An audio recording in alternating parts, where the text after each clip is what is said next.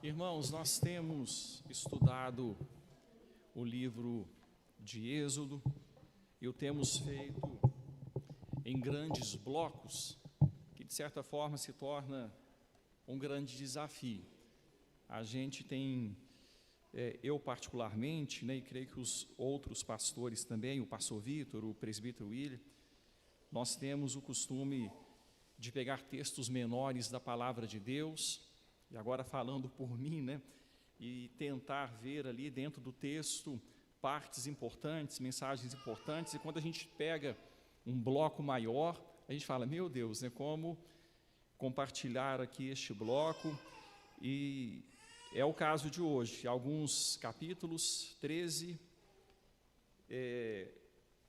14, 15, até o 15, não até o 16.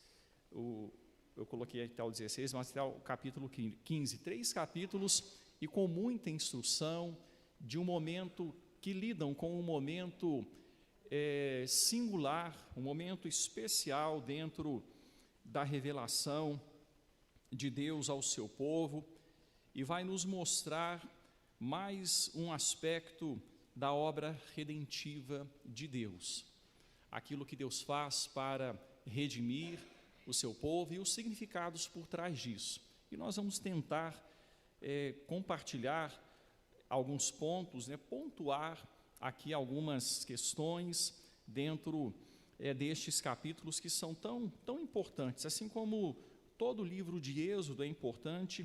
O livro de Êxodo, como o livro de Gênesis, tem singular importância dentro da revelação. A gente pega o livro de Gênesis e ele fala sobre o Deus que é soberano sobre a criação, e o livro de Êxodo fala sobre o Deus que é soberano sobre a redenção, o Deus criador e o Deus redentor. E esses temas são, vamos dizer assim, aprofundados, eles são destrinchados no decurso das Escrituras. O Deus que é criador, o Deus que é redentor. E está tudo aqui em Gênesis, está tudo aqui no livro de Êxodo. E nós pegamos então esses 3 capítulos e colocamos uma organização da seguinte forma, uma estruturação. O capítulo 13 sobre consagração. A gente vai explicar acerca desta consagração. Depois de o povo ter saído do Egito, o Senhor Deus, de início, mostra que este povo deveria se consagrar a Ele. Era um povo escolhido.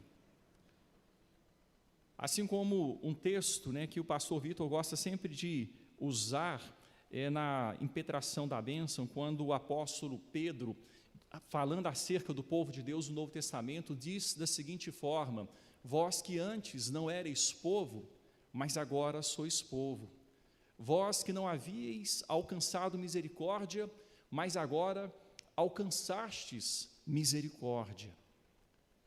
Um povo que foi chamado por Deus para ser raça eleita, sacerdócio real, nação santa, povo de propriedade exclusiva de Deus, com um objetivo, a fim de proclamar as virtudes daquele que vos tirou das trevas para a sua maravilhosa luz.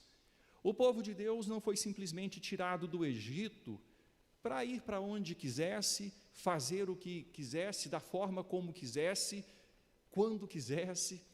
O povo de Deus foi tirado do Egito com um propósito. Ele seria um luzeiro a resplandecer a glória de Deus no mundo criado por Deus. O Deus da redenção alcançaria todas as famílias da terra através do seu povo, em formação, do seu povo, em estruturação. E logo ao sair, então, Deus estabeleceu a consagração na teoria e na prática.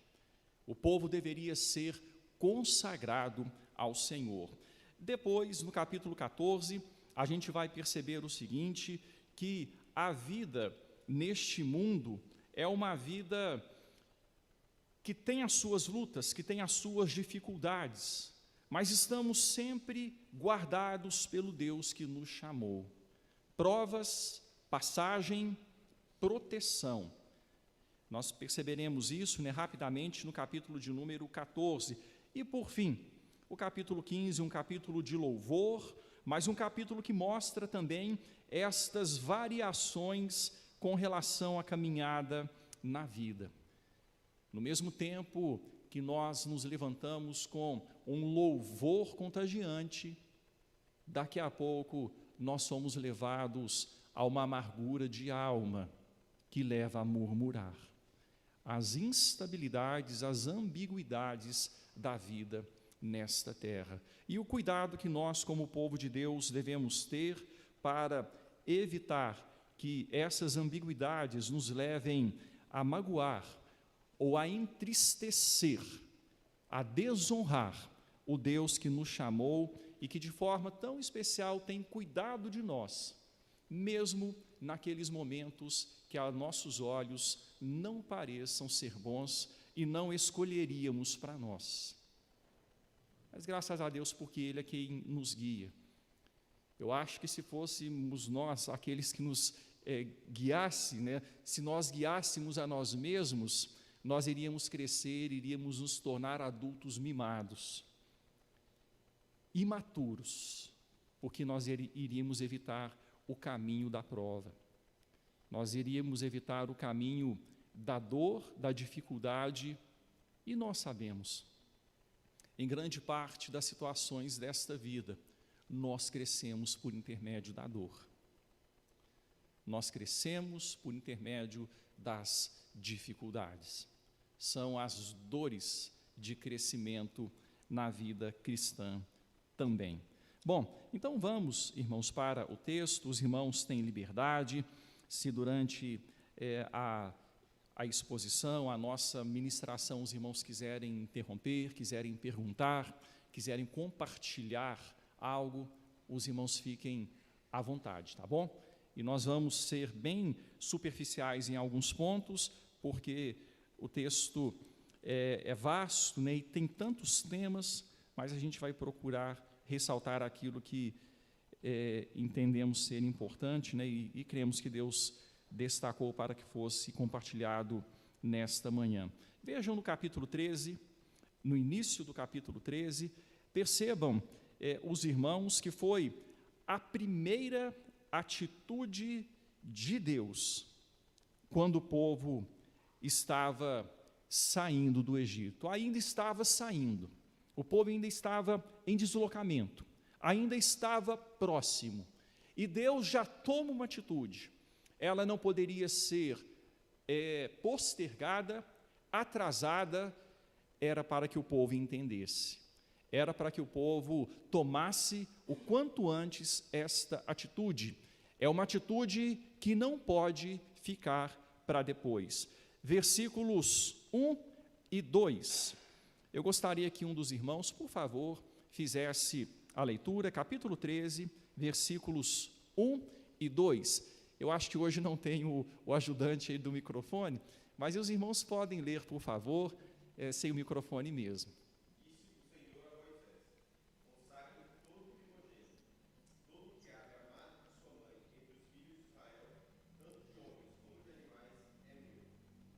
Então, aqui, Gabriel, obrigado. O Senhor Jesus, o Senhor Deus, Ele fala para o povo: olha, vocês devem me consagrar todo primogênito. Irmãos, e interessante que este texto é bem representativo. Ele fala de algo que é, assim, o primeiro entendimento da palavra. E o primeiro entendimento da palavra para nós aqui está bem claro. O primogênito é o primeiro filho, é o filho que abre a madre. Correto, gente? Esse é o primogênito. Mas quando a gente volta a algumas páginas aí da Escritura, eu quero que você volte comigo e nós vamos para um texto. Eu me esqueci de colocar aqui a referência. Quero pedir a ajuda dos irmãos. Não, já encontrei. Capítulo 4,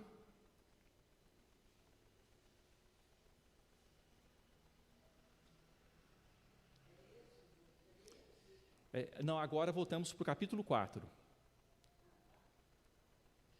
Êxodo capítulo 4, versículos 22 e 23. Êxodo 4, 22 e 23.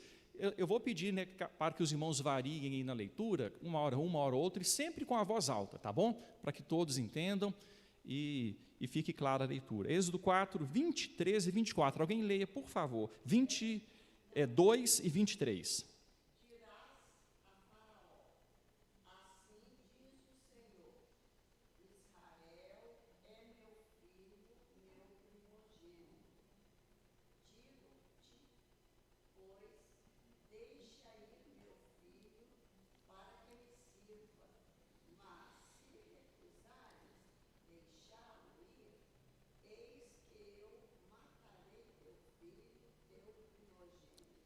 Então, aqui a gente chega no entendimento, irmãos, a gente percebe que a palavra primogênito é mais ampla do que o seu sentido básico.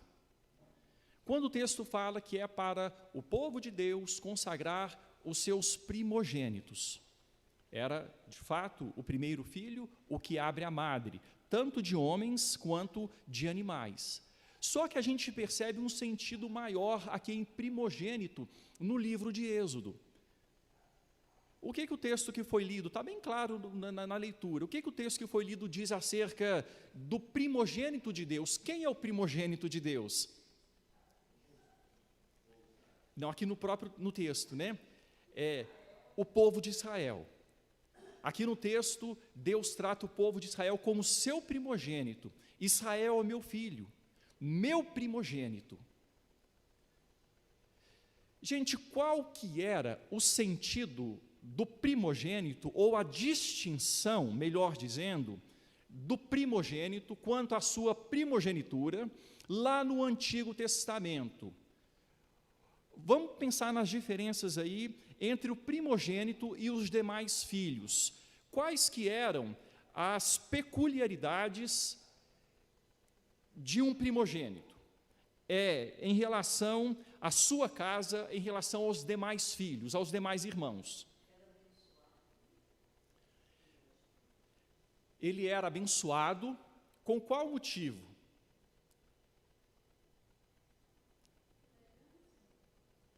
Ele recebia porção dobrada da herança, mas por quê? A família levaria o seu nome por meio do primogênito. O primogênito levaria adiante a linhagem familiar. É claro que Deus, em alguns pontos aqui no livro de Gênesis, por exemplo, como nós vimos, Deus vai mostrar que Ele está acima dessas instituições que Ele mesmo colocou, e Ele pode mudar isso quando Ele quiser. Tanto é que quando nasceram Esaú e Jacó, Ele aborreceu-se de Esaú e escolheu Jacó. Mas a lei estabelecida por Deus é que o primogênito receba a bênção da família, receba a porção dobrada da herança e leve adiante a linhagem familiar, o nome da família. Sim, a sucessão de poder, né, levando adiante o nome da família. Então, Fabiana, aqui, quando Deus fala, Israel é o meu primogênito, Deus está dizendo para Faraó, está mostrando o seguinte: quem vai levar adiante a minha família na terra é Israel. Quem vai dar origem a um povo para o meu louvor e glória, que levará o meu nome, terá meu nome como sobrenome. É um povo, mas não é só um povo, é um povo de Deus. Quem vai levar adiante o meu nome é Israel. Então Israel é meu primogênito.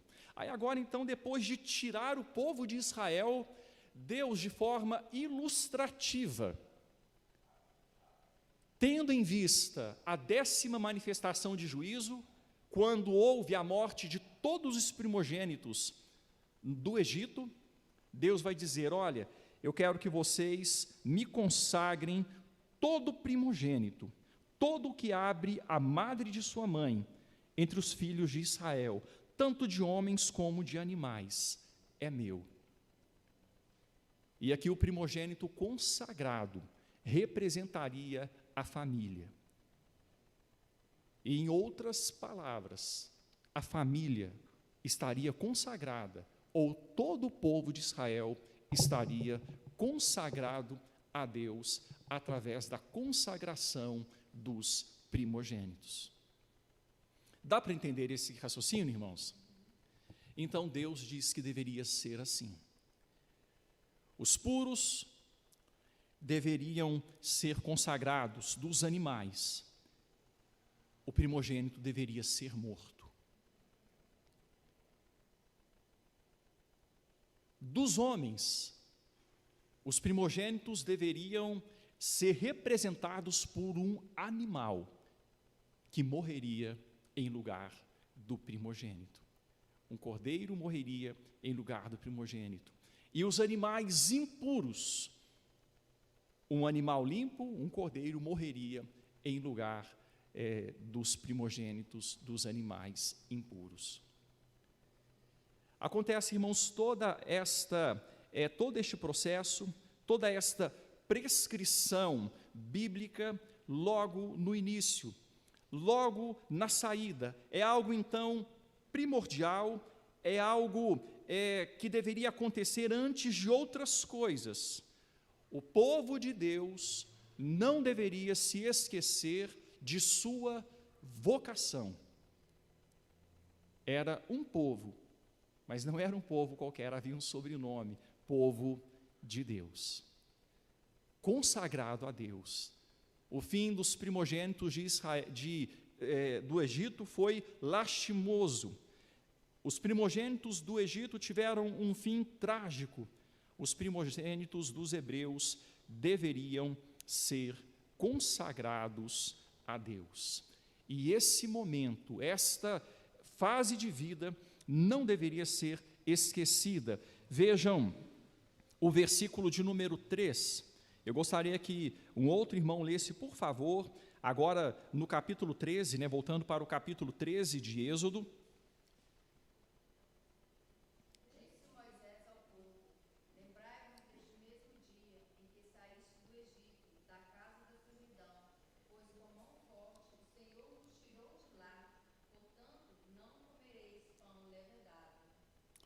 Então, aqui, o texto bíblico vai dizer sobre um dia do qual não se devia esquecer. Vocês devem se lembrar deste dia. Este dia deve ser lembrado. Assim como vocês saíram às pressas e não tiveram condição de levedar os pães. Na verdade, Deus instruiu o povo, a que não fizesse isso, mas isso seria um sinal, mostrando a urgência.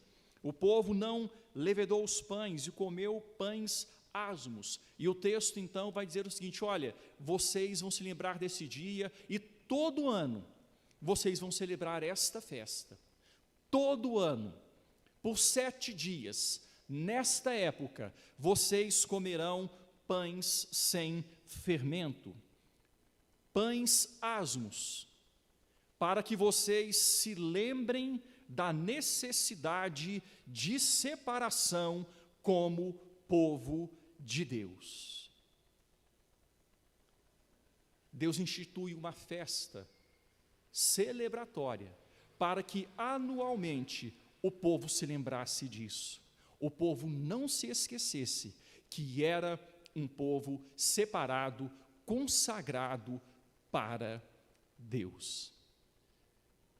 Irmãos, então esta festa dos pães asmos, esta festa que acontece logo em seguida à Páscoa, logo em seguida à saída do Egito, era uma festa rememorativa, uma festa que deveria trazer sempre à memória do povo quem ele era.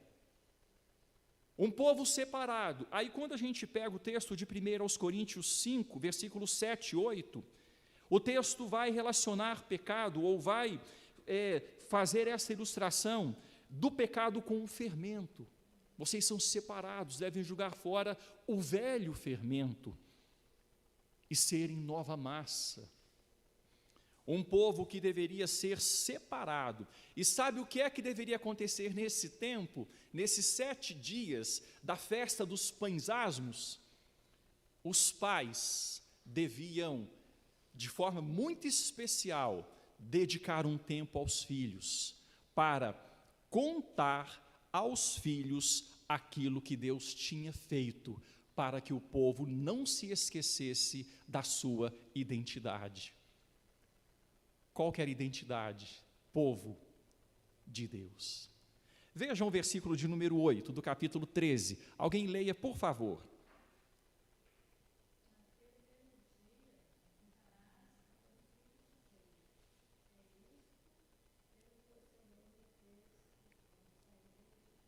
Então, naquele dia, Judite, quando estiverem celebrando esta festa, 7 dias se comerão pães asmos, versículo 7.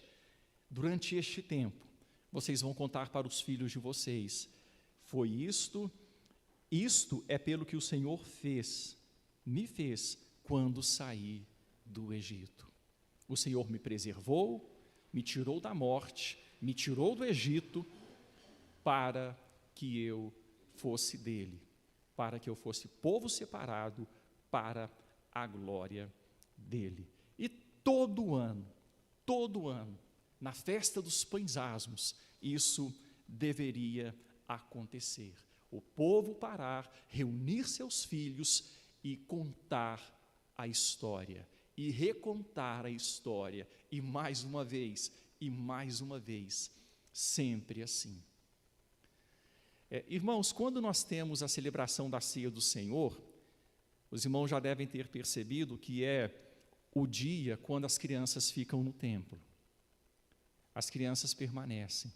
Sabe para quê? Para que os pais possam contar para as crianças o que significa isso. As crianças vão querer participar em alguns momentos, as crianças vão, em alguns momentos, dependendo da situação, até não compreender muito bem, mas é o momento de os pais pararem e dizerem: olha, isso significa que eu estava morto, que nós estávamos mortos em delitos e pecados, escravizados pelo mundo, presos em amarras das quais não conseguiríamos nos soltar por nós mesmos. E o Senhor, por causa do grande amor com que nos amou, estando nós mortos em nossos delitos, nos deu vida. Esse cálice, este pão, significa o Cordeiro que foi entregue. E eu devo comer desta carne e beber deste sangue, para que eu tenha vida nele. Irmãos, quando a gente come alguma coisa, hoje em dia está ficando muito comum o pessoal cuidar, graças a Deus por isso, isso é bom, o pessoal assim, tentar cuidar mais da alimentação, não está? A gente está percebendo assim, que está diminuindo o consumo de alguns alimentos, né? Eu vi até um dia uma reportagem em um jornal, a manchete dizia assim que os industriários, né, a indústria de alimentos processados, né, estavam protestando com essa falação toda aí desse pessoal da saúde, né, dos nutrólogos, nutricionistas e preparadores físicos e tal, porque estava diminuindo o consumo de alimentos processados e ultraprocessados. Está diminuindo. Então, eles estão protestando também, porque estão perdendo lucro com isso, né? Mas tudo que a gente come passa a ser parte do nosso corpo. Não é, gente? Tudo que a gente come. Se a gente come uma gordura de boa qualidade, ela vai ser parte do nosso corpo. Mas se comemos uma gordura de má qualidade, vai tornar-se parte do nosso corpo também. E assim por diante. E quando a gente se alimenta de Cristo, Ele passa a ser parte de nós. quando a gente se alimenta do Senhor, o povo celebraria a Páscoa e teria a festa, contariam aos filhos o porquê daquilo. Nós participamos da mesa do Senhor e contamos aos nossos filhos o porquê daquilo. É importante a gente falar, é importante no culto da ceia nós virmos à casa de Deus, não deixarmos de estar presentes, participarmos da ceia com reverência e alegria e contar aos nossos filhos. Naquele mesmo dia contarás a teu filho dizendo: é isto pelo que o Senhor me fez. É isto pelo que o Senhor me fez. Quando fui tirado do mundo, quando Ele morreu por mim, o primogênito de Deus. Aí aqui um terceiro sentido de primogênito. O presbítero Adalmo falou na primeira pergunta, né, só Adalmo? Quando eu falei quem que é o primogênito de Deus, aqui em Êxodo a gente vê que é o povo de Israel, né? Quando Deus fala, Israel é o meu primogênito. Mas lá em Romanos, em Colossenses, a Bíblia vai tratar-se do Senhor Jesus como o primogênito de Deus. E Deus deu o primogênito dele à morte, para que nós fôssemos resgatados.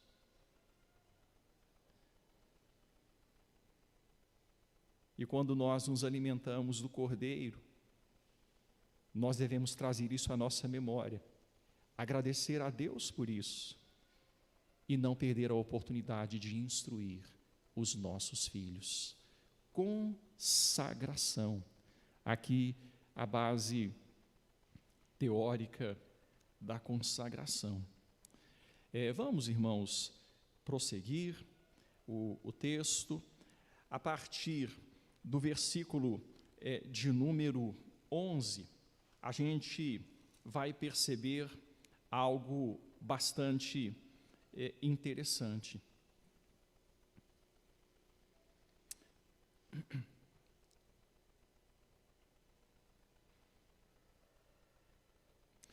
Antes assim de eu prosseguir aqui, eu queria ressaltar apenas uma informação importante para os irmãos. Nós temos recebido alguns membros em nossa igreja que vieram de outros meios evangélicos, de outras instruções evangélicas, e quando a gente vai conversar com os irmãos, instruí-los com relação ao batismo infantil, muitos falam assim, não, mas por que é que existe a necessidade de batizar as crianças? Nós apresentamos o nosso filho na igreja, então o apresentar o filho à igreja não seria o suficiente? Qual que é a necessidade do batismo? Irmãos, neste ponto aqui também, em Êxodo, estabelece-se uma norma de que o filho primogênito, ao ser consagrado a Deus, e quando ele era consagrado, deveria se fazer ali uma oferta, né, um animal, variando do poder aquisitivo da família, e esta consagração deveria ser feita posteriormente, quando a lei foi acrescentada por meio de Moisés, deveria ser feita no templo. Os pais deveriam levar o filho primogênito ao templo e apresentar o filho ao templo, ou no templo, ao sacerdote, consagrando o filho, tendo em vista isto que aconteceu aqui em Êxodo, a consagração dos primogênitos. Aí então, as pessoas dizem, mas pastor, lá fala no livro de Lucas, que o Senhor Jesus Cristo foi apresentado no templo, nós então temos que apresentar os filhos e não batizar. Na verdade, o Senhor Jesus ali não foi apresentado no templo como uma forma de mostrar que todos os filhos devem ser apresentados. Ele foi apresentado no templo porque ele era o primogênito. Seguindo só os primogênitos. Só o primogênito. O primogênito homem, né? Ele era apresentado no templo. Ah, eu queria que...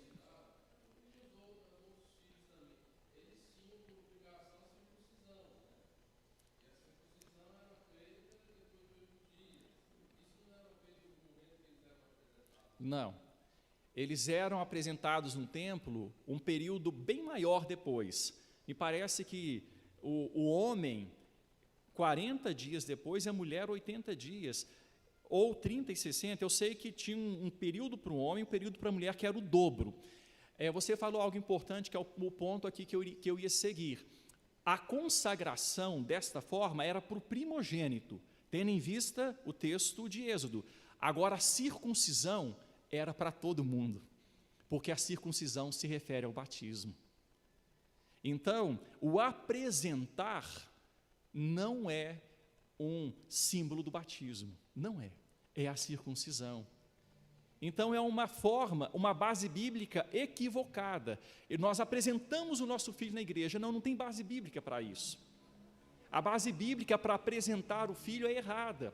É essa base aqui em Êxodo que fala sobre a consagração do primogênito. É algo diferente. Agora, a circuncisão era para todo o povo. No caso lá do Antigo Testamento, para todo macho, para todo menino nascido na família do povo de Deus, ou estrangeiro incorporado ao 8º dia. Aí sim, sinal do batismo. Todo deve receber o batismo. Sim, Judite. É porque ele estava dentro da lei judaica. Ele foi circuncidado ao 8º dia e foi apresentado como primogênito.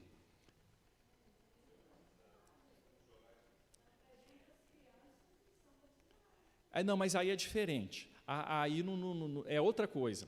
O batismo dele ali também é um batismo diferente. Ele não foi batizado para a remissão de pecados. Ele foi consagrado para o ministério aos 30 anos, como o levita era consagrado ao ministério aos 30 anos, lá no Antigo Testamento. E ele era ungido. E o Senhor Jesus foi batizado para a consagração ministerial, e ele cumpriu toda a justiça.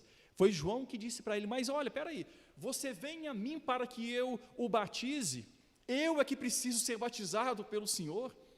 Eu é que preciso ser batizado. Ele, espere por hora, cumpre-me, convém que eu cumpra toda a justiça. Ele cumpriu toda a lei em nosso lugar, toda a lei. E ali o batismo dele foi um batismo, então, diferente, né? Não tem a ver com o batismo de remissão de pecados, não.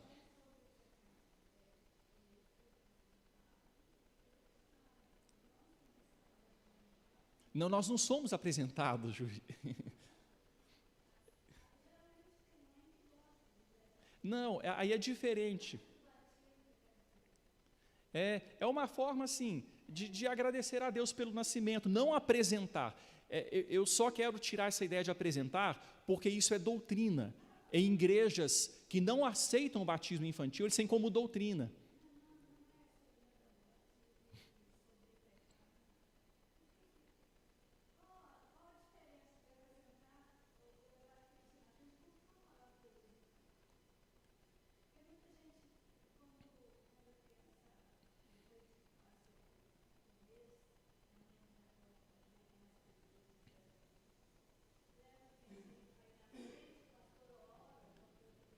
A gente agradece a Deus pelo nascimento da criança, pela primeira vez que a criança está vindo ao templo,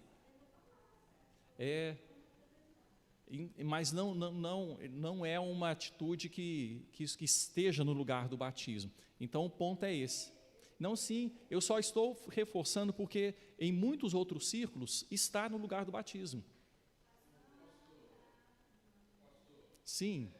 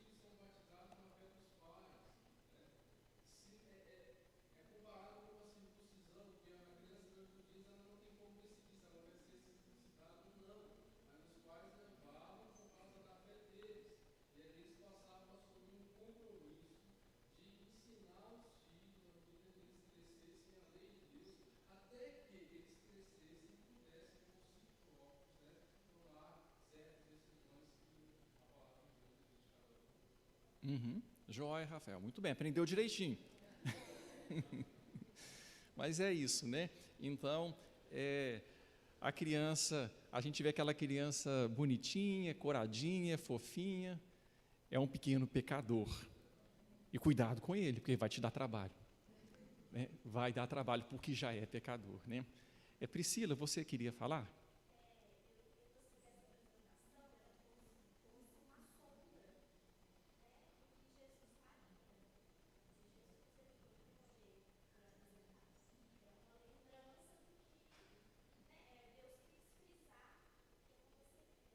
Sim, exatamente, Priscila. Entra os livros da palavra de Deus iniciais do cânon, né, o Gênesis e Êxodo, como eu falei, eles trazem já todo o evangelho, todo o conteúdo bíblico que depois vai sendo destrinchado, vai sendo, as vias vão sendo construídas, né? Então, ali também, o Senhor Jesus Cristo está em tudo aqui sendo prefigurado. É o primogênito de Deus, né? Israel é o primogênito por quê? Porque do primogênito Israel viria o primogênito, o Senhor Jesus Cristo. Essa é a grande vocação de Israel. De Israel procede o Cristo. A Israel foram confiados os oráculos de Deus, o culto, a legislação. Dele, diz o apóstolo Paulo, descende o Cristo. Ele fala isso muito claramente lá nos capítulos 9 a 11, né, de Romanos, dele descende o Cristo. Então, é isso mesmo, Priscila, tem tudo a ver. Tá bom, gente? Eu creio que ficou bem entendido este ponto, não ficou? Só para a gente explicar, porque às vezes as pessoas falam, não, mas não, juntando tudo que nós falamos, que o Rafael falou, a ideia de apresentar, substituindo o batismo, é um equívoco. Porque o apresentar não era para todas as crianças, era para os primogênitos devido a um acontecimento específico, né?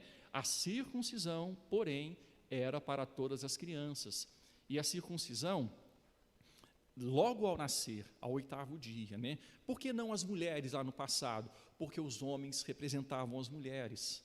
No passado, na antiga aliança e na nova aliança, que é inclusiva, que se estende, né, para todas as nações, as mulheres também são acrescentadas dentro da marca de fazer parte do pacto, da família, da aliança. Então, a gente prosseguindo aqui, deixa eu adiantar, porque o texto é longo, né, irmãos? Vamos aqui para o versículo 17, eu vou pular aqui uma parte.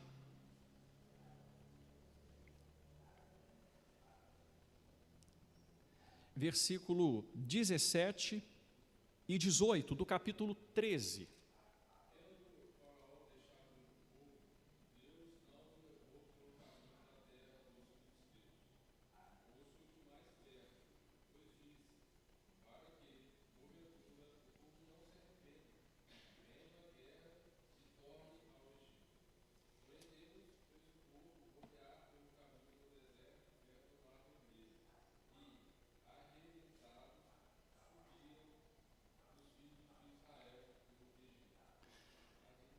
Arregimentados. Irmãos, aqui a gente vê algo também que sai da normalidade. Diversos mapas, talvez você tenha na sua Bíblia aí um mapa da trajetória do povo de Israel ao sair do Egito, né? Muitas Bíblias trazem esses mapas. Se o povo de onde estava ali na terra de Gósen saísse e fosse num caminho mais curto ou num caminho mais direto para a terra de Canaã, o povo demoraria cerca de 3 dias de jornada para chegar à terra de Canaã. O caminho mais curto e bem mais curto. Mas o que eu falei com os irmãos logo no começo? Deus não tirou o povo de Israel do Egito simplesmente para ser um povo. Deus tirou este povo do Egito para ser o povo de Deus, o povo dele. Deus tinha propósitos para este povo. E Deus não tinha pressa. Deus não queria ir pelo caminho, que o povo fosse pelo caminho mais rápido. Deus queria que o povo fosse pelo caminho que lhe permitiria ser instruído. nem sempre o caminho mais próximo é o melhor. Nem sempre. Nem sempre a celeridade, a pressa, a rapidez é o melhor. Por quê, irmãos? Aquele povo havia vivido, crescido, gerações e mais gerações, 400 anos como escravo. Irmãos, será que é fácil tirar um povo que havia vivido como escravo 400 anos de um lugar e levá-lo para outro, para que esse povo fosse o povo que administraria uma nação, administraria toda a estrutura política, social, civil, por trás de um grupo organizado de milhões de pessoas? Então Deus tira este povo do Egito e o leva para um outro caminho, que não inicialmente o caminho que levaria para a terra de Canaã. Ao invés de subir, né, na direção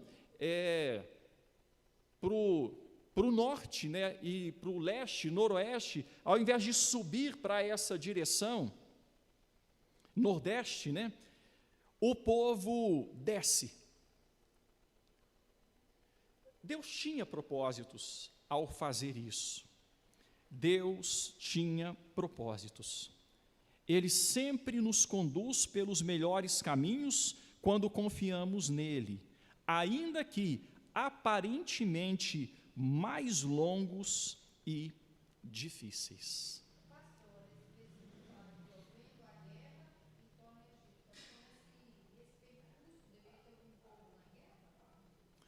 Eles passariam pela terra dos filisteus, ali a terra dos cananeus, então, Deus quis livrar o povo de se encontrar com situações difíceis, e pelas quais eles passariam, também porque, Fabiana, em algumas situações, a gente vai ver isso 40 anos depois, quando o povo de Israel estava subindo já, agora definitivamente para a terra, e para passar em alguma terra, o povo precisar pedir licença. Os irmãos se lembram?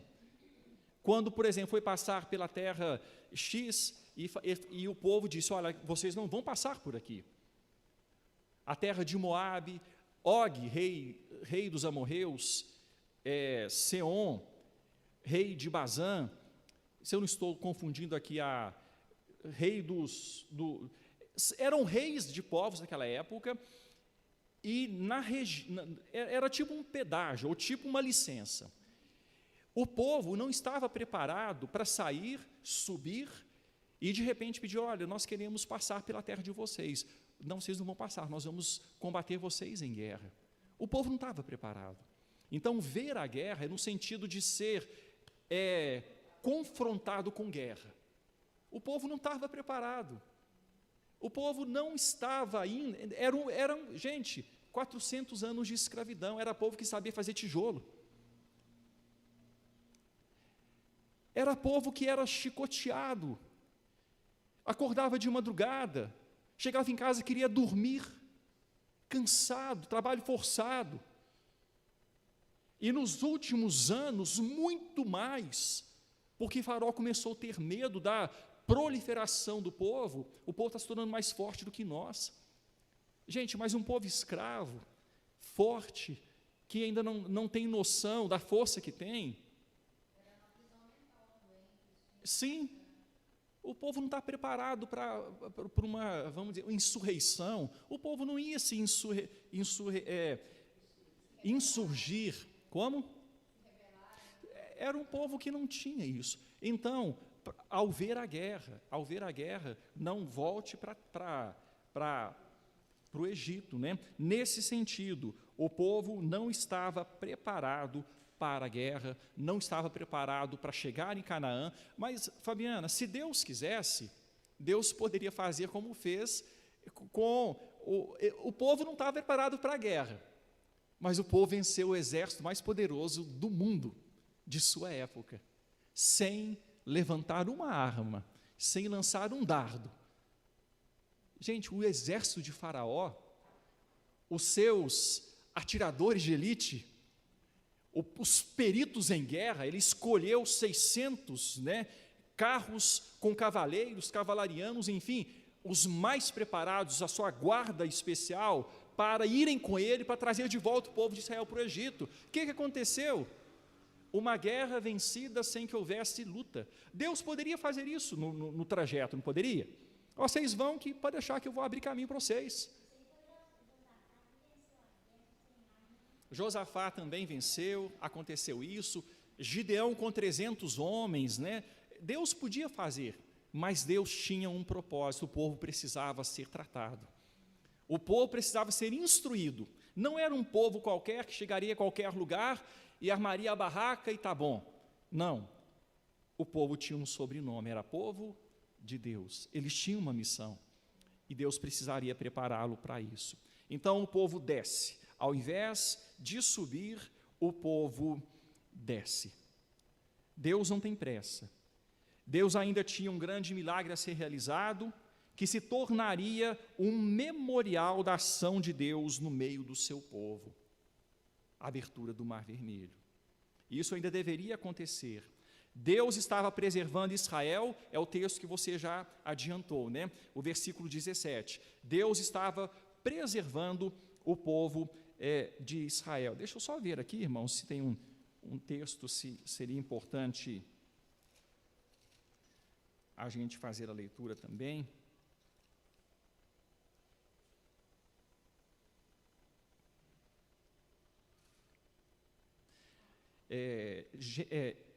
Deuteronômio 32,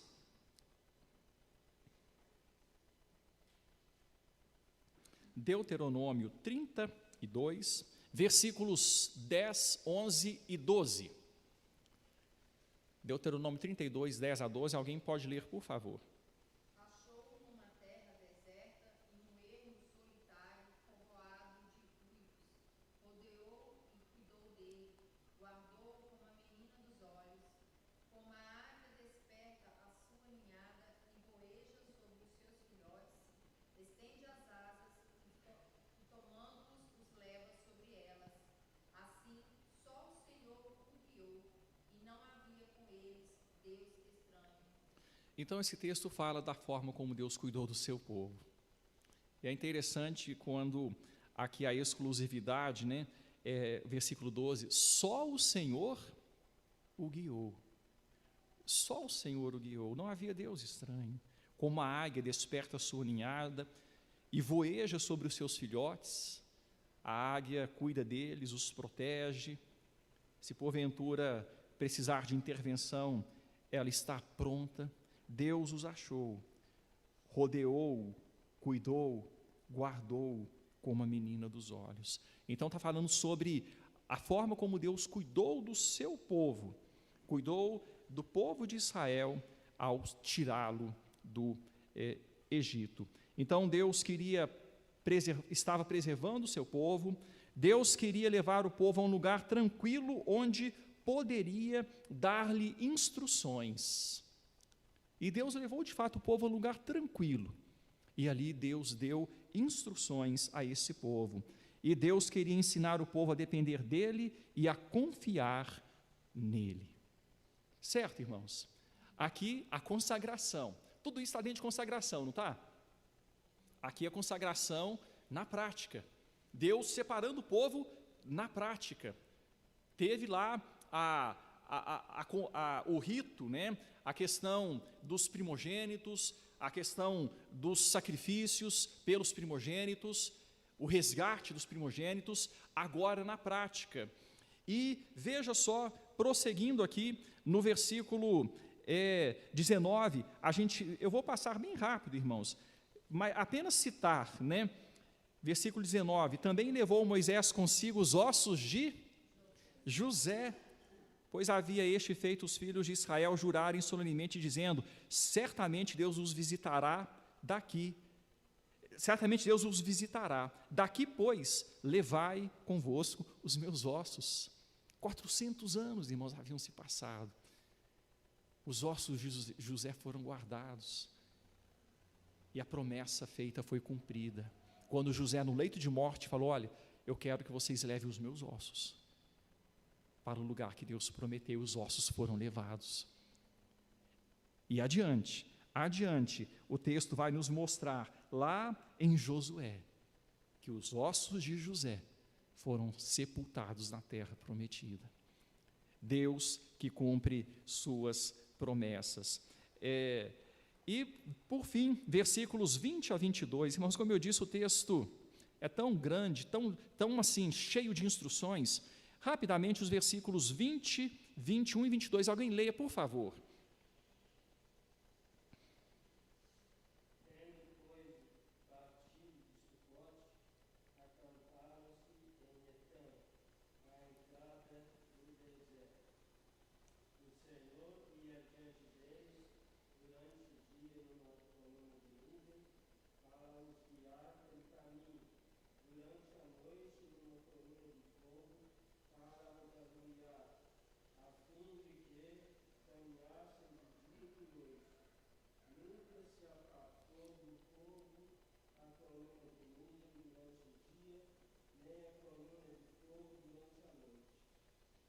Amém.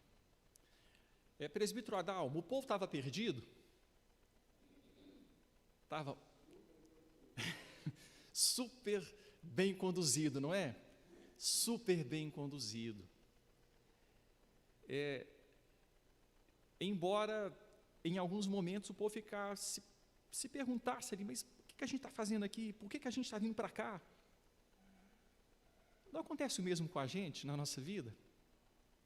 Às vezes a gente fala: meu Deus, por que o Senhor está conduzindo as coisas nessa direção?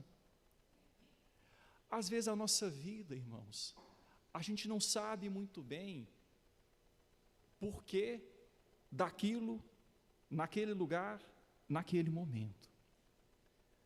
Em alguns momentos da nossa vida, como povo de Deus, nós não temos muito noção do que é que Deus está fazendo. Irmãos, mas a coluna estava lá. Durante o dia, a coluna de nuvem, durante a noite, a coluna de fogo. E o povo estava totalmente dentro do escopo onde deveria estar. A presença de Deus era claramente direcionadora e visível, protetora e confortadora.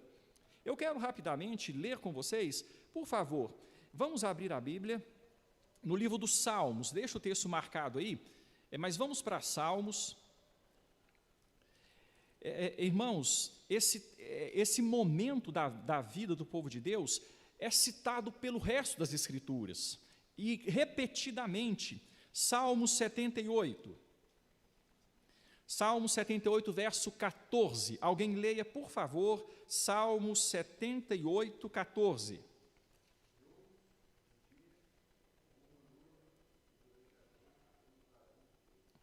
Guiou-os, né, Jonathan? Aqui a palavra que eu quero destacar é essa: guiou-os durante o dia com a nuvem, durante a noite o clarão de fogo. Eles estavam guiados. Veja agora o Salmo 99.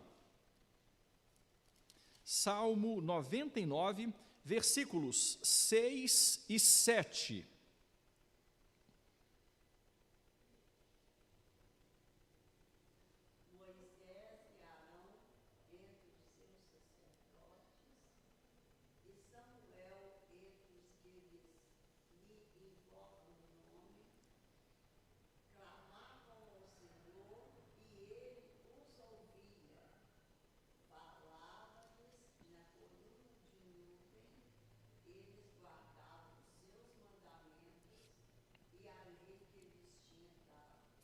Então, aqui, irmã Aparecida, o texto vai falar sobre, além da presença direcionadora, a presença instrutora. O Deus que na coluna de nuvem, o Deus que na coluna de fogo falava, dava mandamentos, o Deus que se lhes manifestava, quando a coluna de nuvem descia de uma forma especial sobre o Sinai, e ali Deus falava, instruía o povo. E por fim, o Salmo de número 105, versículo 39.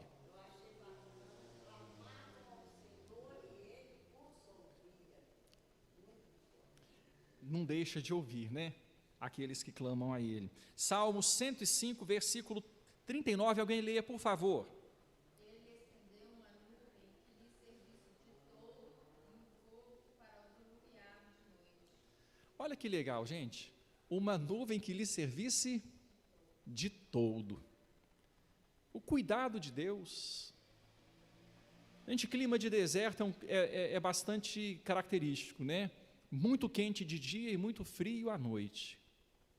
Aí durante o dia a nuvem também era um toldo, era o protetor solar deles. Você vê que naquela época a camada de ozônio era bem preservada, né? Então a radiação prejudicial eu creio que não era como é nos dias de hoje, que causa tanto mal para a pele.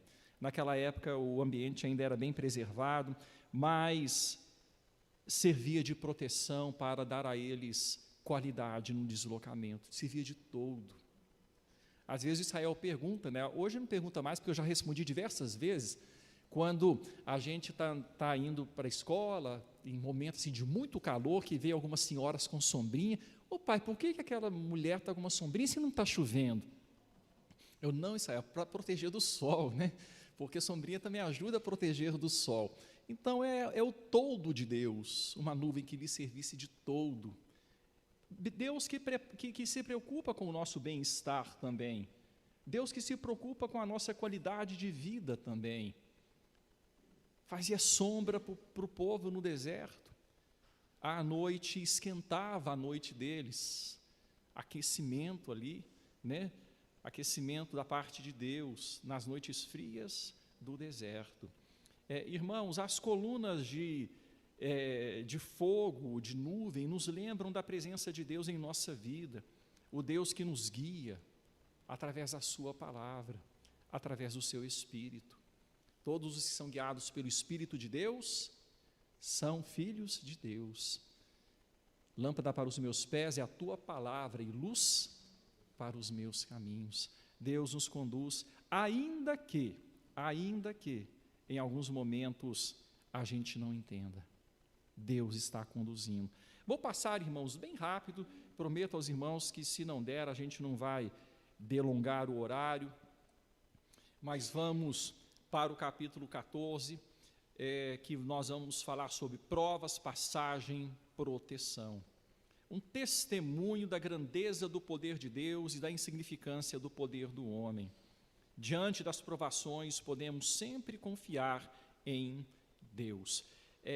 Vamos de novo para os Salmos, né? Eu acho que os Salmos dialogam muito bem com esse momento histórico da vida do povo de Israel. Salmo 106. Salmo 106, versículos 7 a 12, vamos ler responsivamente o texto? Salmo 106, 7 a 12. Nossos pais no Egito não atentaram às tuas maravilhas, não se lembraram da multidão das tuas misericórdias, e foram rebeldes junto ao mar, o mar vermelho.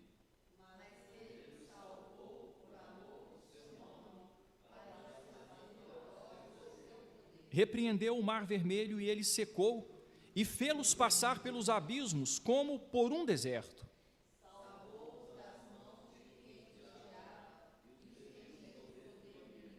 As águas cobriram seus opressores, nenhum deles escapou.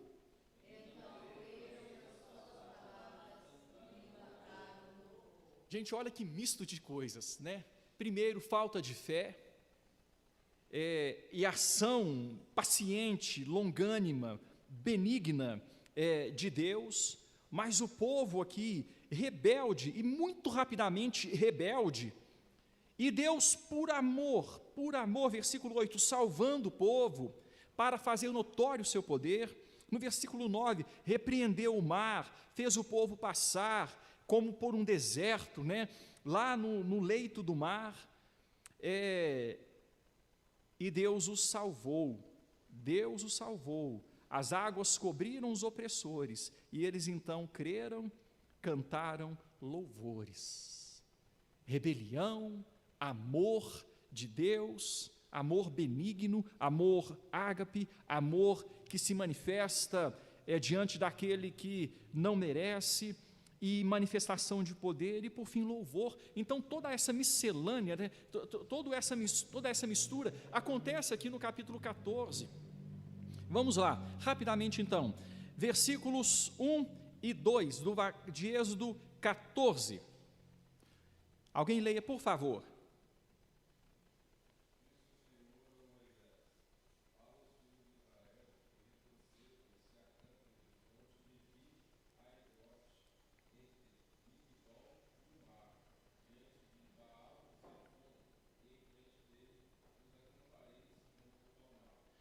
Em outras palavras, Rafael, o que Deus está dizendo é o seguinte: Moisés, fala para o povo de Israel se colocar numa rua sem saída. Fala para o povo de Israel se colocar num beco sem saída. Foi esse o lugar para o qual Deus levou o povo. E Deus sabia o que iria acontecer. O texto vai nos mostrar. O exército de Faraó viria atrás. Pelos lados era região que não, difícil acesso, não daria para deslocar, e pela frente o mar. Então, em outras palavras, o que Deus está dizendo para Moisés é isso: Moisés, bota o povo num beco sem saída. Oi? Encurrala o povo, né? Encurrala o povo. Em outras palavras, foi isso. Deus já tinha tudo em mente. Deus já tinha tudo em mente. Então a gente pensa assim, direção, mas será que Deus estava dando direção para o povo? Sim, direção. Deus sabia o que estava para ser feito. Beco sem saída, cercado por montanhas, pelo deserto, pelo mar e, por fim, pelos inimigos. Na nossa caminhada, muitas vezes, passamos por caminhos assim. De repente Deus nos leva, nos direciona a tal lugar, a tal circunstância, e a gente fala: meu Deus, como é que eu vou sair daqui? Como é que eu vou sair daqui? Se eu olho para um lado, não tem solução. Se eu olho para outro, não tem solução. Se eu olho para trás, e pior ainda, se eu olho para frente. Mas se é o lugar que Deus está nos levando, é o lugar mais seguro do mundo. Dona Juvenila, se é o lugar para o qual Deus está nos levando, é o lugar mais seguro do mundo. E Deus deu essa direção para o povo. Deus não se preocupa em nos guiar por um caminho sempre fácil, mas por um caminho que produza sua glória e nosso crescimento espiritual. Guarda isso, meu irmão. Para Faraó, o cenário parecia perfeito para capturar Israel. Para Faraó, o povo de Israel ali era um grupo de escravos perdidos e desorientados, presa fácil. Para Faraó, que muito cedo se esqueceu do julgamento de Deus, era um prejuízo muito grande deixar essa mão de obra grátis, escrava, ir embora, e ainda por cima levando as riquezas do Egito. Não vamos atrás, o povo está desorientado na terra, o povo está perdido ali, vamos buscar de volta esse povo.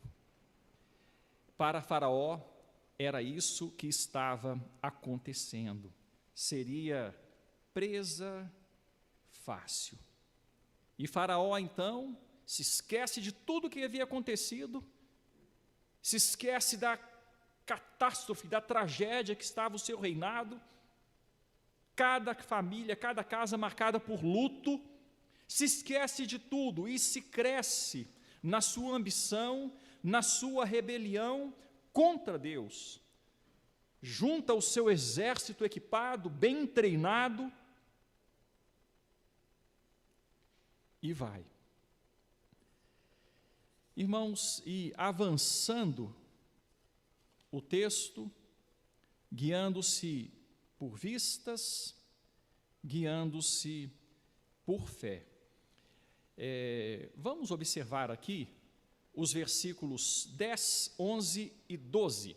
Alguém leia, por favor, versículos 10, 11 e 12, do capítulo 14 de Êxodo.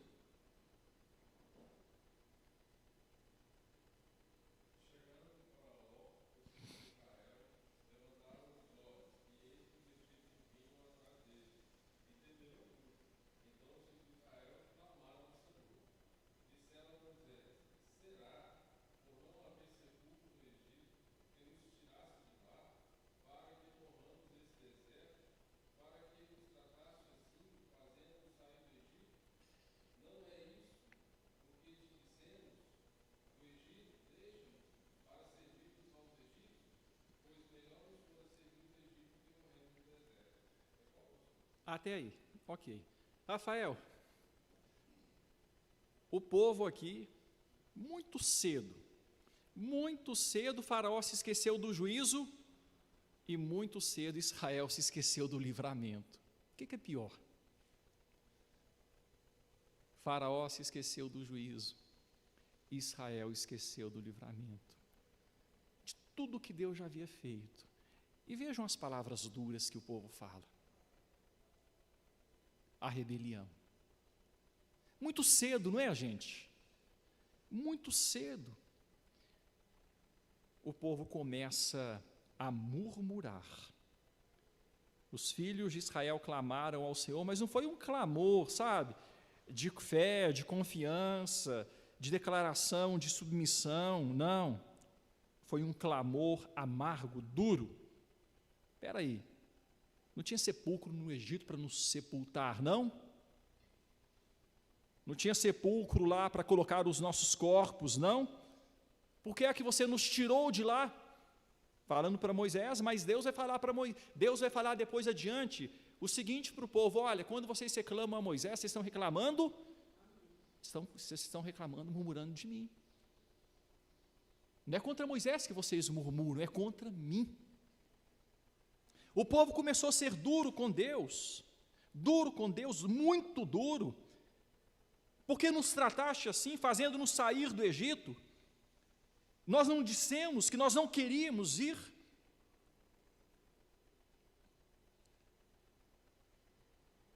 Melhor nos fora servir aos egípcios do que morrermos no deserto.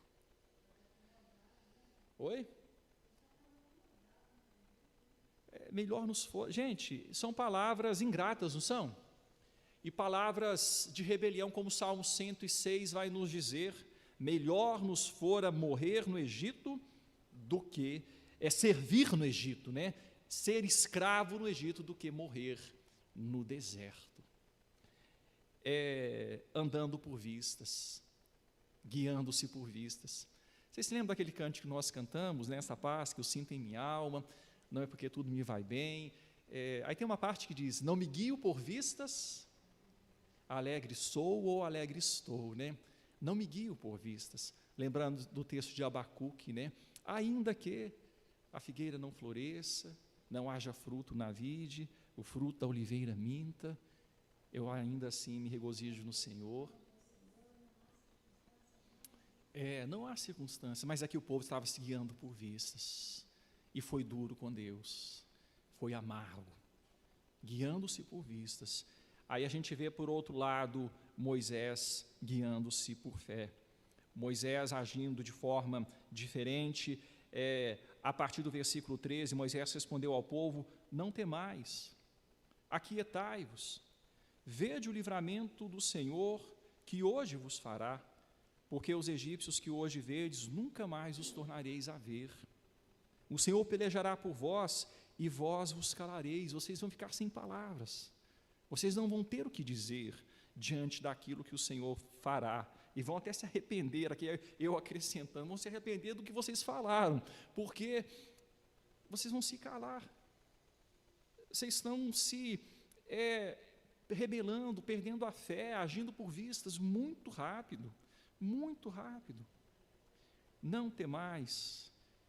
O Senhor Jesus frequentemente usava essa orientação para os seus discípulos: não tenham medo, não sejais tímidos.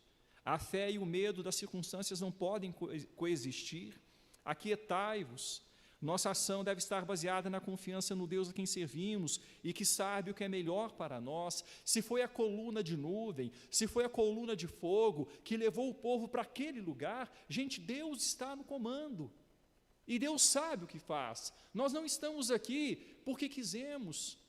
Nós estamos aqui porque a coluna de nuvem, a coluna de fogo, nos trouxeram para cá. E se Deus nos trouxe para cá, Ele sabe o que fazer. Vede o livramento. Fé verdadeira não olha para o que Faraó pode fazer, mas para o que Deus pode fazer. E como Israel, nem sempre enxergamos assim. Certo, irmãos? Como Israel, nem sempre enxergamos, e como Israel somos tentados a dizer: Senhor, por que é que o Senhor fez isso?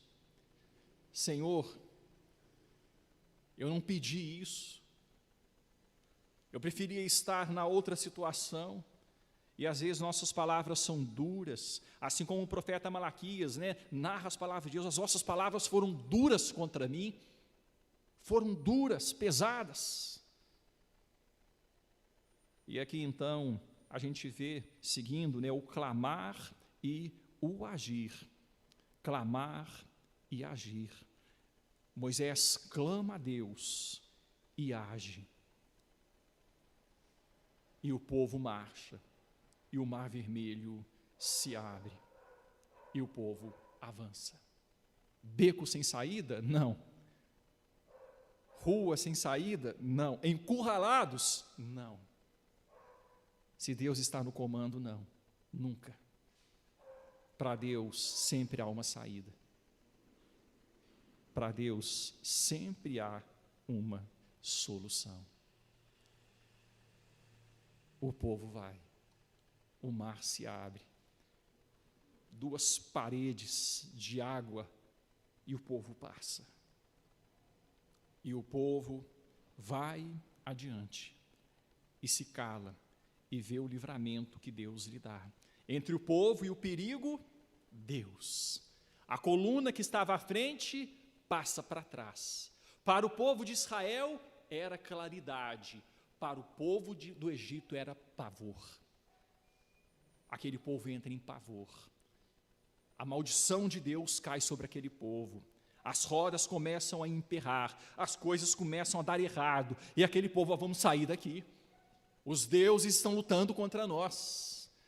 Um pavor terrível de se verem numa posição de lutar contra Deus. Entre Deus e o povo, e o perigo, entre o povo e o perigo, Deus. Irmãos, e quando a gente chega nos versículos 21 e 22, alguém leia, por favor, capítulo 14, 21 e 22.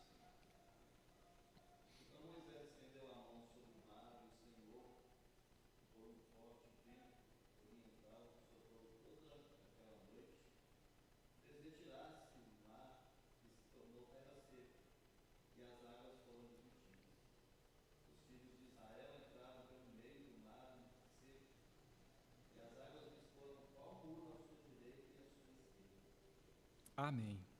Então, parecia sem saída, não era sem saída. Faraó encara. Faraó decide comprar essa briga, decide continuar. Vai mesmo encarar? Vou. E ele vai.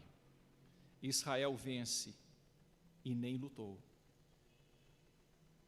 E a fé foi manifestada. Eu criei, tu creste, ele creu. Aqui é só uma forma, irmãos, de mostrar que a fé ali, o povo se calou, o povo percebeu a grandeza de Deus. Aí vem umas pessoas dizerem o seguinte, uns incrédulos, uns ateus: não, mas aquela região ali era uma região rasa. Na verdade, o povo não passou a pé enxuto, o povo passou foi porque era raso e dava para passar. Aí tem uma historinha que fala que o Joãozinho estava na classe lá de escola, e a professora dizendo que não foi milagre não, o povo ali passou pelo mar porque era raso. Aí então o Joãozinho, que era um cristão, levantou a mão e falou: professor, então o milagre foi Deus fazer o exército de Faraó se afogar naquele raso, hein? O milagre foi o exército de Faraó se afogar naquela água rasa. Irmãos, e tudo então chega numa finalização aqui no versículo 15, versículos 30 e 31. Assim o Senhor livrou Israel naquele dia da mão dos egípcios, e Israel viu os egípcios mortos na praia do mar. E viu Israel o grande poder que o Senhor exercitara contra os egípcios. O povo temeu, o povo se calou. E vós os calareis. O povo calou diante do poder de Deus. E confiou no Senhor e em Moisés, seu servo. Mas percebam que nesse ínterim aqui, nesse momento, há uma miscelânea de manifestações, rebelião, amor de Deus manifestado também em Moisés, na calma, na paciência de Moisés, e o poder de Deus tão grande agindo, e o pavor ali dos egípcios, e a crença do povo. E por fim, a gente, vamos finalizar, tem algumas partes importantes que eu gostaria de ressaltar, mas a gente não vai, para que dê tempo da gente finalizar, e vamos passar aqui bem rapidamente. Quem é como o Senhor? Sempre. Quem é como o Senhor? Irmãos, e essa exclamação, na verdade, é uma exclamação, né? Quem é como o Senhor? Mostrando assim, manifestando a singularidade de Deus. Olha, o nosso Deus é incomparável. Quem é como o Senhor? Quem é como o nosso Deus? Tem que ser sempre. Tem que ser sempre, porque a gente vai perceber aqui que rapidamente o povo já entrou numa situação difícil, numa situação complexa. Versículos 1 e 2. Vamos correndo aqui, versículos 1 e 2. Então entoou Moisés e os filhos de Israel este cântico ao Senhor e disseram: cantarei ao Senhor porque triunfou gloriosamente, lançou no mar o cavalo e seu cavaleiro. Aqui um cântico maravilhoso, é um cântico que se torna profético, um cântico que será cantado no céu, um cântico que os cristãos cantam quando são libertos das suas lutas, quando consideram a grandeza de Deus, o Deus que nos livra do pecado e do inferno, o Deus que é tão maravilhoso. O nosso louvor assume uma importância especial. Nós cantamos pela nossa redenção em Cristo e um dia vamos cantar nos céus. É só essa palavra rápida, deixa outras questões para um outro momento, né? Mas é um cântico profético. Em Apocalipse 15, versículos 1 a 4, nós ouvimos mais acerca deste cântico. O povo abençoado e agradecido, Deus tido como homem de guerra, homem de justa guerra. A gente vê também algo sobre isso em Apocalipse, que vai mostrar a vitória do Cordeiro sobre todos os seus inimigos. Um texto também profético, escatológico, que vai mostrar que Deus vai prevalecer sobre todo e qualquer inimigo, e haverá uma grande vitória de Deus, do seu povo, sobre todas as hostes do mal. Mais um na lista. Aqui a gente percebe Faraó totalmente derrotado, totalmente subjugado pelo poder de Deus. Exércitos têm sido derrotados durante toda a história. Impérios têm sido subjugados pela grandeza do poder de Deus, que se manifesta extraordinariamente, que se manifesta na natureza. Dentro do cântico, né, nós vamos ver que Faraó achou que daria certo, né, mas deu tudo errado. Garanta-se primeiro, antes de cantar vitória. Tem alguém que se compare? Quem é como o Senhor?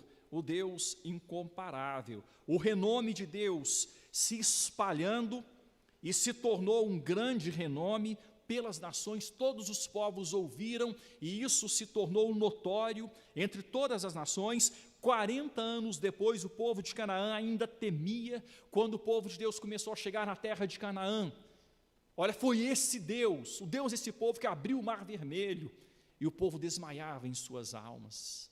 Lá em Jericó, o povo estava sem qualquer ânimo, vencido antes da batalha, por causa do renome do Senhor. Quando Deus fala, está falado, né? Os planos de Deus são eternos, é hora de louvar. Aí a gente percebe aqui, o louvor, Miriam, com as mulheres, com os tamborins, cantando e dançando, glorificando a Deus, o Deus que triunfou gloriosamente, precipitou no mar o cavalo e o seu cavaleiro. Um cântico maravilhoso, irmãos, tem muito a nos ensinar. E aqui a gente passa rapidamente pelo cântico. Só que a vida prossegue. A vida prossegue. E na vida os momentos se alternam. Existem momentos bons e momentos difíceis. Momentos de êxtase e momentos de profunda consternação, tristeza, dificuldade. É natural louvar a Deus quando somos objetos de seu livramento. Contudo, devemos continuar adorando, ainda que experimentemos circunstâncias adversas. E nós havemos de enfrentá-las. Elas fazem parte da vida. Quem é que disse que seria diferente? O Senhor Jesus Cristo deixou muito claro: essas coisas vos tenho dito para que tenhais paz em mim. No mundo passais por aflições, mas tende bom ânimo, eu venci o mundo. A gente chega, irmãos, no versículo de número 22, e aqui fez Moisés partir a Israel do Mar Vermelho e saíram para o deserto de Sur. Caminharam 3 dias no deserto e não acharam água. 3 dias no deserto e não acharam água. Afinal, chegaram a Mara, encontraram água em Mara, que beleza, água. Foram beber, as águas não eram próprias para serem consumidas, águas amargas. Versículo 24, o que aconteceu com o povo? Cadê o cântico? Onde ficou o cântico? Onde ficou o cântico? O povo murmurou contra Moisés, contra Deus, né, como nós já dissemos. Que havemos de beber? O povo murmurou.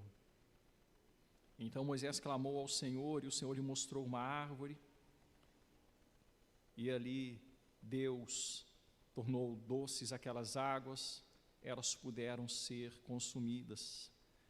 Deus ali os provou. Versículo 25. Irmão, sabe, às vezes depois de uma vitória, depois de uma batalha vencida, a gente passa por uma dificuldade, a gente fala: meu Deus, o que está acontecendo? Muitas vezes Deus está nos provando, para ver se o nosso coração é dele, para ver se de fato nós o amamos acima de tudo, mesmo do nosso bem-estar. Se nós vamos nos manter fiéis, vamos nos manter firmes na fé. Eu acho forte essa expressão aqui, quando o texto diz: as águas se tornaram doces, deu-lhes ali estatutos, normas de vida e uma ordenação. E para obedecer uma ordenação precisamos de confiança. E ali os provou. Quando Deus, depois de abrir os mares vermelhos da nossa vida, nos deixa passar sede, Ele está nos provando. Isso faz parte da jornada. Quem que falou que seria diferente? Mas Ele nunca nos prova além da nossa força. Isso é verdade bíblica, não é, irmãos? Isso é verdade bíblica. E o texto então prossegue, a gente caminha para o fim, e disse, versículo 26, se ouvires atento à voz do Senhor teu Deus, e fizeres o que é reto diante dos seus olhos, e deres ouvido aos seus mandamentos, e guardares todos os seus estatutos, nenhuma enfermidade virá sobre ti das que enviei sobre os egípcios. O que Deus está dizendo aqui? Olha, vocês não serão afligidos com maldições. Se vocês andarem na minha presença, vocês não serão afligidos com maldições. Isso não quer dizer que não haverá prova, mas não haverá maldição. Haverá prova para o bem, maldição é para o mal. Maldição é para trazer prejuízo, prova é para nos construir, é para nos preparar. Não virá sobre ti nenhuma das enfermidades das quais enviei aos egípcios, pois eu sou o Senhor que te sara, eu estarei com vocês. E vocês podem entender que quando vocês passarem por alguma dificuldade, será prova, não maldição. Irmãos, então chegaram a Elim. Eu fico pensando em Elim. Elim é um lugar maravilhoso, o Deus que nos presenteia com oásis, o Deus que no meio da nossa caminhada nos dá momentos de profundo refrigério. Em Elim havia 12 fontes de água e 70 palmeiras, e se acamparam junto das águas. Que lugar maravilhoso foi Elim, né, para aquele povo. 12 fontes de água e 70 palmeiras. Após a prova, o povo teve refrigério. Deus sempre age assim. Deus nunca nos mantém em Mara indefinidamente. Deus nos tira de Mara e nos leva para Elim. Deus cuida dos seus. Deus cuida do seu povo. E aqui a gente encerra, irmãos. A gente finaliza esses capítulos que nos mostram que na nossa caminhada, na nossa redenção, o Senhor jamais nos desampara. Ou é a coluna de fogo, é a coluna de nuvem, ou é até a prova.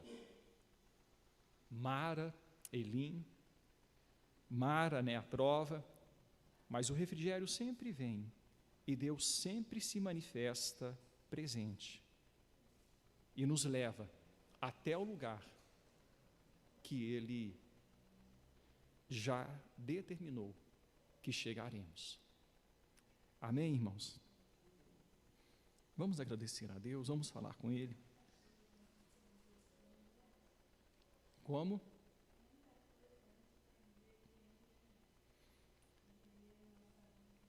Verdade, Judite, Deus, por sua graça e misericórdia, vai nos preparando, né?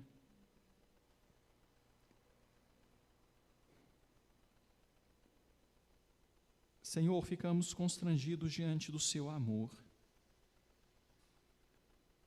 Um amor que entende o quão fracos somos e quão